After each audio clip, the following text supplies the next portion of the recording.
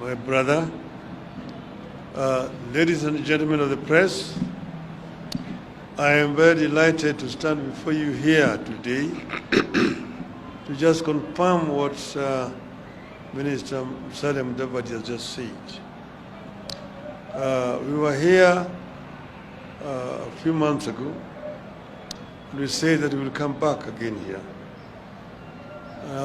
Today, we have had very extensive discussions about my candidature. Because as we know, since we were here last time, a lot of water under the bridge. I have had an occasion to travel across the continent, meeting with different leaders of the continent. And I just want to say that I've been very pleased and impressed with the optimism that these leaders are expressing regarding the African Union. African Union is the vehicle that was founded by the founding fathers of our nation. And the intention was to try to unite Africa. You remember Kwame Nkrumah said that Africa must unite. Unite or we perish. And over the years, there have been challenges that have been faced by leadership of the continent.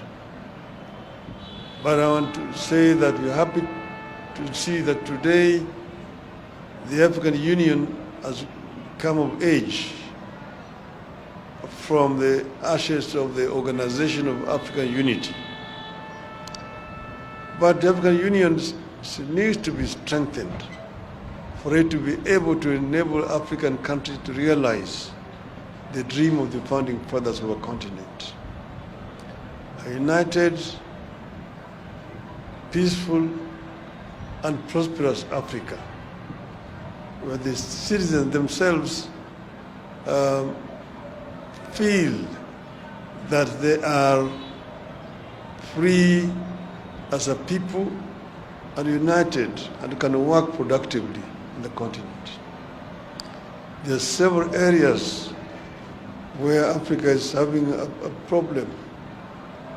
Issues of health care, issues of education, issues of wealth creation, employment in the continent. It's a major issue.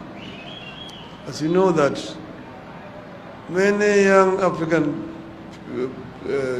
boys drown in the Mediterranean as they try to run away from the poverty and other challenges in the continent, seeking greener pastures in Europe.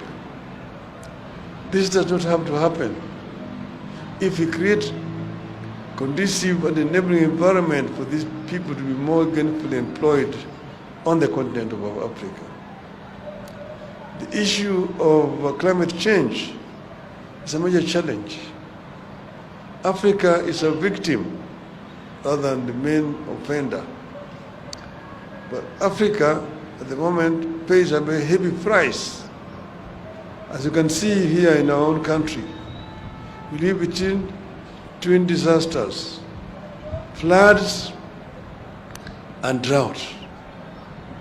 Many of our people perish, livestock die in those periods. How do we arrest this phenomenon? How can we make a contribution? And how can we also negotiate more effectively for compensation from the offenders who have continued to discharge the carbon monoxide in the atmosphere? We need a stronger voice. As individual countries, Africa is weak. But as one united Africa, we can have a much stronger voice to be able to negotiate more effectively for compensation. Energy is another major issue here. And most African countries suffer from energy deficiency. Yes, Africa itself has got an abundance of resources for renewable energy. We have a lot of solar energy potentially on the continent. We have geothermal, we have wind, we have waves, we have hydro in large quantities, which we all need to harness to make Africa energy self-sufficient. So there's many things which we will intend to deal with when we go up there. So I am a candidate, as I mentioned, and I'm happy that the Kenya government has come forward to make me a formal candidate. As you have already told, we have already submitted our application as required by the AU, the Secretariat. And from now on, it is all systems go. So we will be addressing other issues as we move forward. But I want to thank the leadership of the continent who expressed confidence, and also the people of our country, Kenya. I will need your support in this campaign. I thank you very much for your attention. Thank you.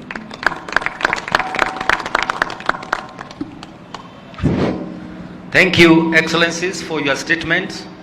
And as we say, the train has left the station, the journey has begun.